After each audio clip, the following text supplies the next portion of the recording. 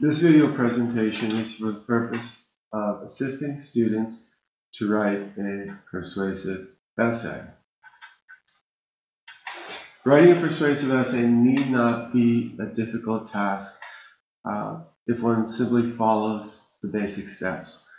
The first thing you want to do is choose a topic. To choose a topic, we can brainstorm. Write down as many things that come up in your head. Write down the topics that come in your head, and then we'll later choose one. First thing you want to do is look for topics that you have an opinion on or feel strongly about.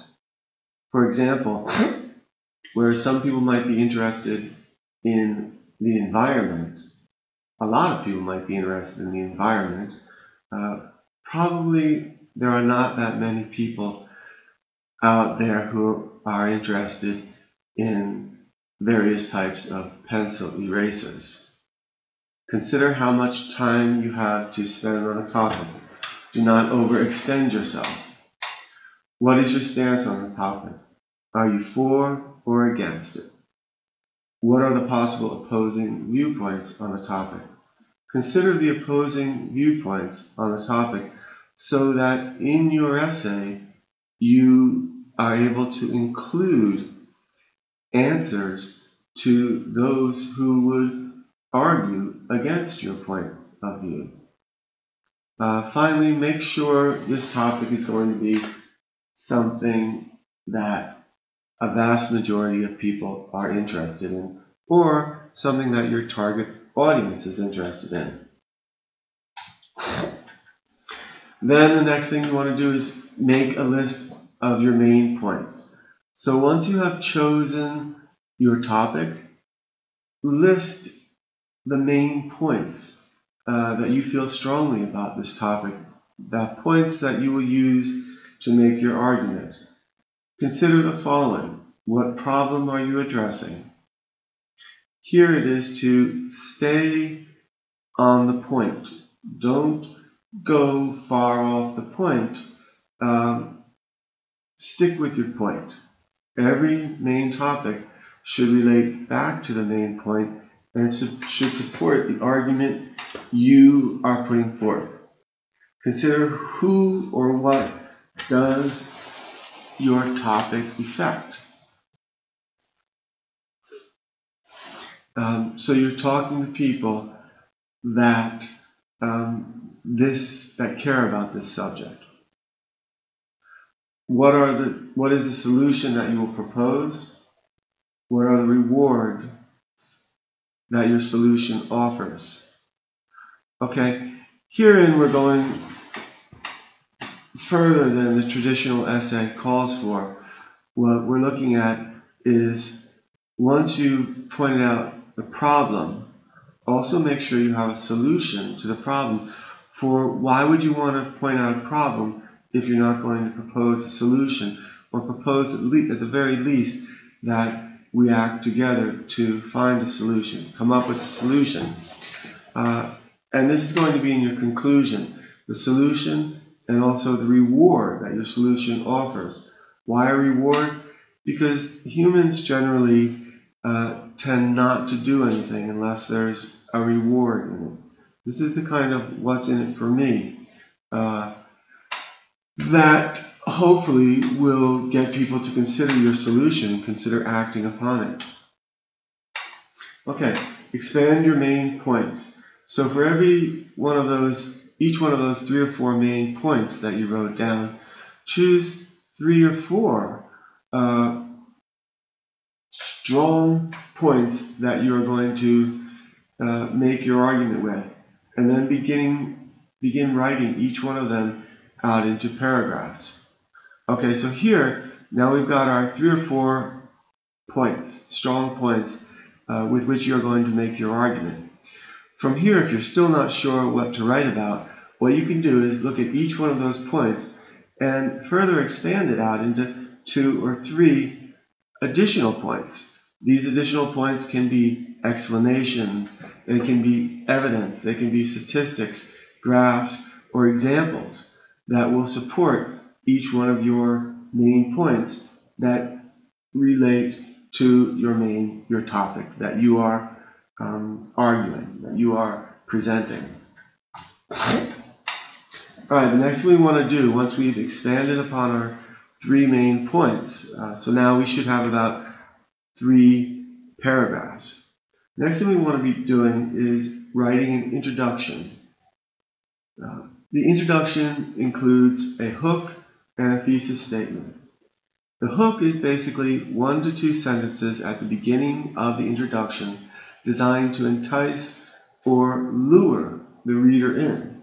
In other words, your first sentence or first 2 sentences, it's like hooking, should hook the reader and say, wow, this is something that I'm interested in, that I want to know more about.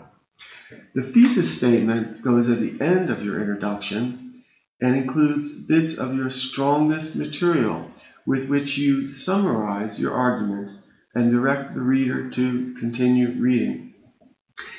In other words, the thesis statement is your argument summed up into just 1 or 2 sentences at the end of your introduction. So you got the hook, which is 1 or 2 sentences at the beginning of your introduction, and your thesis statement, 1 or 2 sentences at the end of the introduction. It's really just a summary of what you're saying. All right, and then we want to write a conclusion. So we've got at least 3 paragraphs now and an introduction. And so we're going to write a conclusion, which is also a solution that includes the reward for adopting the solution. Here, what you're doing is restating your main points with a call to action, a solution with reward that entices people to adopt your solution. Note that writing is not always a linear process. In other words, play with different words, positioning them in an effort to be as concise, clear as possible, making sure that you are inferring what will be interpreted. In other words, making sure that each one of your sentences has just one meaning that is so clear that there's no other way someone's going to interpret this sentence other than the way you are inferring it, other than the way you want them to interpret that sentence. Okay, the next part of this presentation is a practical example. Okay, so here what I'm doing is writing a persuasive essay. First of all, I'm brainstorming. So here I've written down a bunch of topics that people might be interested in, that perhaps I'm interested in. But really, I'm interested in democracy, the illusion of democracy, and the need to update democracy. So I've chosen the need to update our democracies.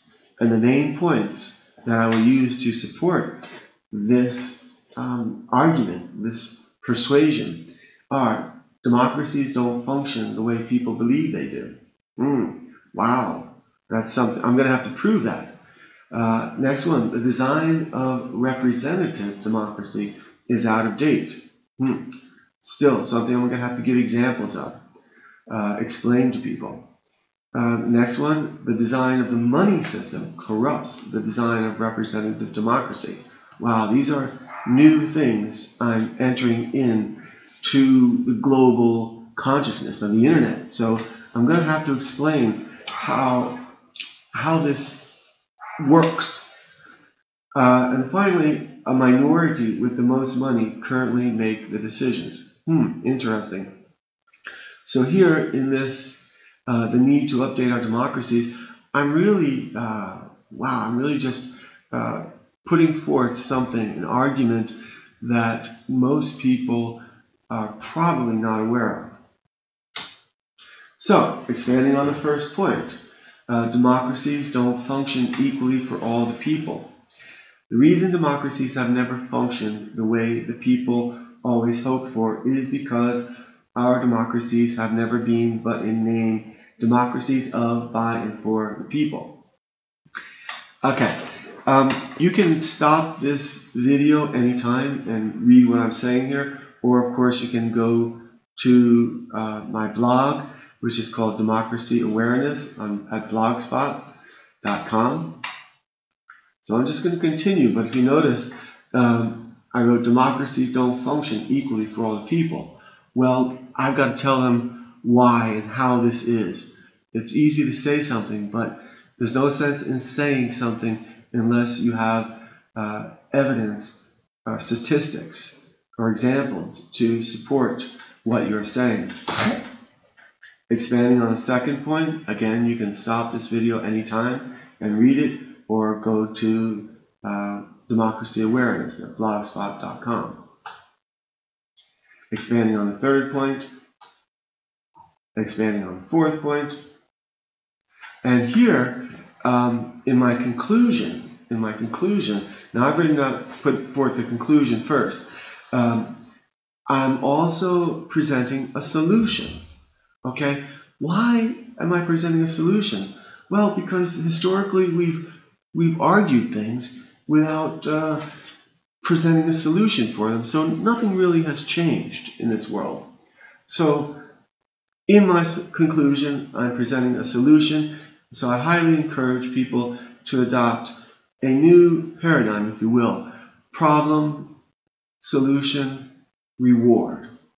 The problem explains the problem, why it is. That's your 3 to 4 main points, or more main points is okay.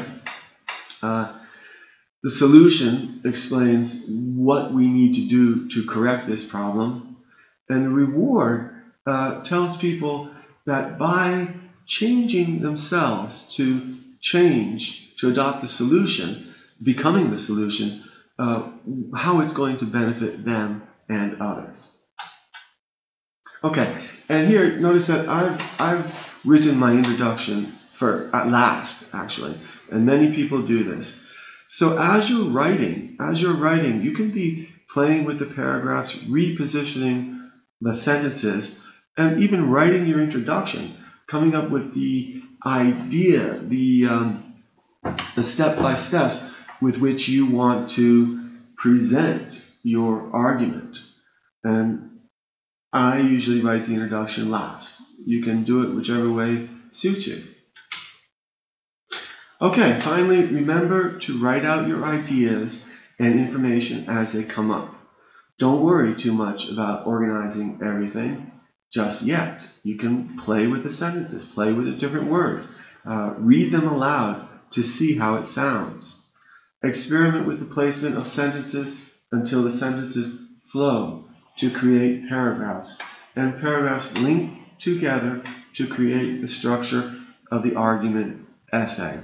Remember, an essay should flow like water, easily moving, so the reader understands point 1, point 2, point 3, conclusion, solution, reward. Problem, solution, reward. Finally, post your blog. That should be a blog, not log. Post your blog and share it on social media. Thank you very much.